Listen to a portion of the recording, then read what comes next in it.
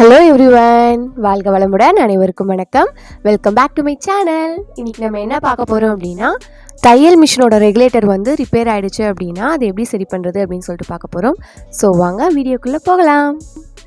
இப்போ நம்ம என்ன பார்க்க போகிறோம் அப்படின்னா, ஸ்விட்ச் ஆன் பண்ண உடனே நம்ம ரெகுலேட்டரை ப்ரெஸ் பண்ணாமலேயே மிஷின் வந்து ஆட்டோமேட்டிக்காக ஓடிட்டுருக்கும். ஸோ இந்த ப்ராப்ளம் தான் இப்போ நம்ம சரி பண்ண போகிறோம். இது வந்து நார்மலாக நிறையா மிஷினில் எல்லா மிஷின்லேயுமே வர ப்ராப்ளம் தான். ஸோ நம்ம இப்போ அதை தான் சரி பண்ண போகிறோம்.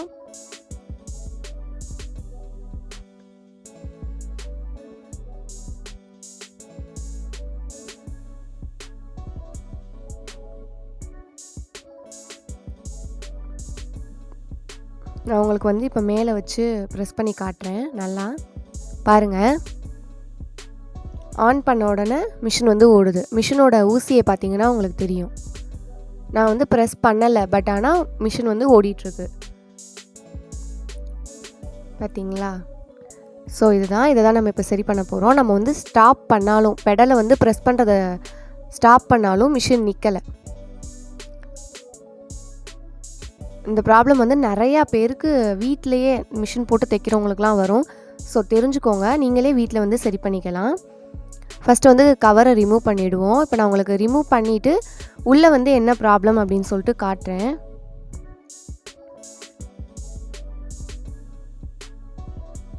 நம்ம திடீர்னு போய் மெக்கானிக்கை வந்து கூப்பிட முடியாது. ஏன்னா இப்போ எங்களுக்கு பார்த்தீங்க அப்படின்னா மெக்கானிக் வந்து வெளியூர்லேருந்து வரணும். ஸோ நாங்களே சரி பண்ணிக்குவோம்.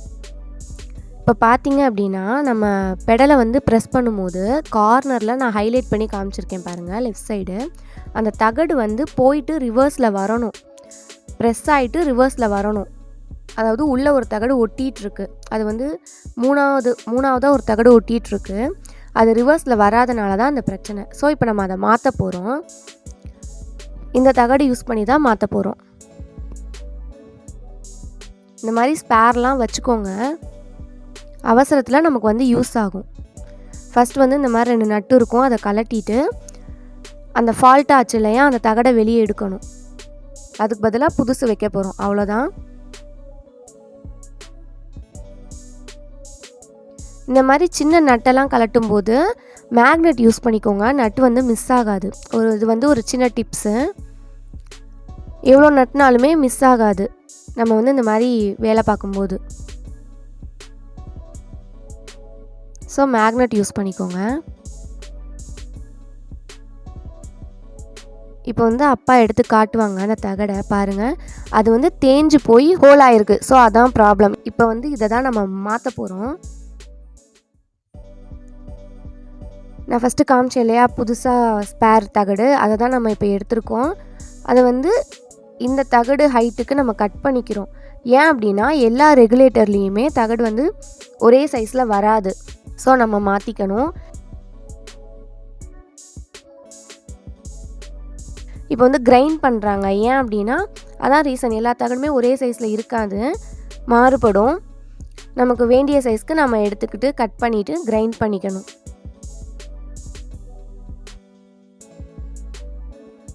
இப்போது உள்ளே ஃபிக்ஸ் பண்ண போகிறோம். அது இருந்த பிளேஸ்லையே இதை வைக்க போகிறோம், வச்சுட்டு நட் போட போகிறோம், அவ்வளோதான். இனிமேல் இந்த பிரச்சனை வந்தால் நீங்களே ஃபிக்ஸ் பண்ணிக்குவீங்கன்னு நான் நம்புகிறேன்.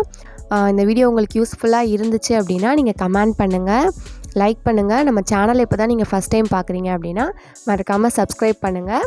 பக்கத்தில் இருக்க அந்த பெல் ஐக்கானையும் கிளிக் பண்ணிவிடுங்க.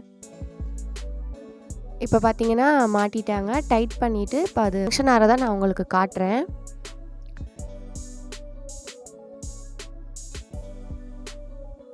நம்ம ப்ரெஸ் பண்ணும்போது கரெக்டாக ஃபங்க்ஷன் ஆகுதான்னு செக் பண்ணிக்கணும். பார்த்தீங்களா, இப்போ வந்து நம்ம ஃபிக்ஸ் பண்ண தகடு வந்து தனியாகவே தெரியுது. ஸோ கரெக்டாக ஃபங்க்ஷன் ஆகுது. இந்த மாதிரி ரிவர்ஸில் வரணும். இப்போ 2 பிக் கொடுக்குறேன் பாருங்கள், லெஃப்ட் அண்ட் ரைட். லெஃப்ட் வந்து பிஃபோர், ரைட் வந்து ஆஃப்டர். நல்லா கவனிச்சிங்கன்னா டிஃப்ரென்ஸ் தெரியும். இப்போ வந்து நம்ம கவர் பண்ணிடலாம். கவர் பண்ணிவிட்டு நான் உங்களுக்கு வந்து ஓட்டி காட்டுறேன்.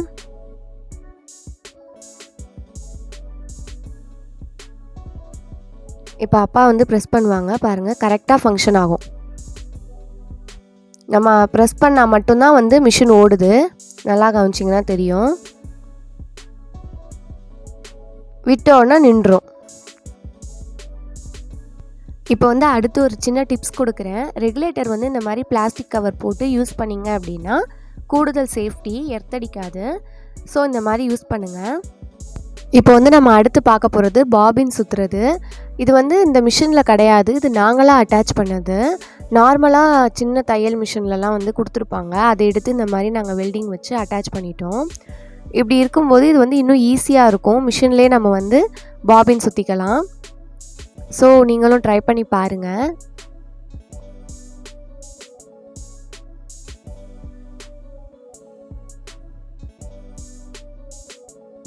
வந்து இந்த மாதிரி டேப் போட்டு செக்யூர் பண்ணிட்டோம் அப்படின்னா பாபின் வந்து பிரியாது. ஸோ நம்ம எப்போ வேணால் யூஸ் பண்ணிக்கலாம். ஸோ இப்போ அடுத்து பார்த்தீங்க அப்படின்னா power motors, power machine use பண்ணுறவங்களுக்கான டிப்ஸ் இது. பவர் மிஷினில் பார்த்தீங்கன்னா பெரிய மோட்டார் கொடுத்துருப்பாங்க, அது வந்து பவர் மோட்டார். இந்த மாதிரி ஸ்விட்ச் வந்து இருக்கும் ஆன் ஆஃப்னு சொல்லிட்டு. இந்த மோட்டார் பார்த்தீங்க அப்படின்னா கரண்ட் வந்து அதிகமாக இழுக்கும், இன்னொன்று ரொம்ப ஸ்பீடாக ஓடும். புதுசாக தைக்கிறவங்க வந்து பயப்படுவாங்க அதில் தைக்கிறதுக்கு. ஸோ நீங்கள் இதுக்கு பதிலாக இந்த மாதிரி கார்பன் இல்லாத மோட்டார்ஸ் ஃபிக்ஸ் பண்ணிங்க அப்படின்னா கரண்ட் செலவும் பாதிக்கு பாதி குறையும், ஸ்பீடும் வந்து நம்ம கண்ட்ரோல் பண்ணுற அளவுக்கு தான் இருக்கும். ஸோ வந்து தாராளமாகவே இதில் ஸ்பீடாக தைக்கலாம். நம்ம வந்து பழகிட்டோன்னா ரொம்பவே ஸ்பீடாக தைக்கலாம். ஸோ இந்த டிப்ஸ் பார்த்தீங்க அப்படின்னா பவர் மிஷின் வச்சுருக்கவங்களுக்கு ரொம்பவே யூஸ்ஃபுல்லாக இருக்கும். ஸோ ட்ரை பண்ணி பாருங்கள். ஸோ நெக்ஸ்ட் வீடியோவில் சந்திக்கலாம். Until then bye from Bharathi.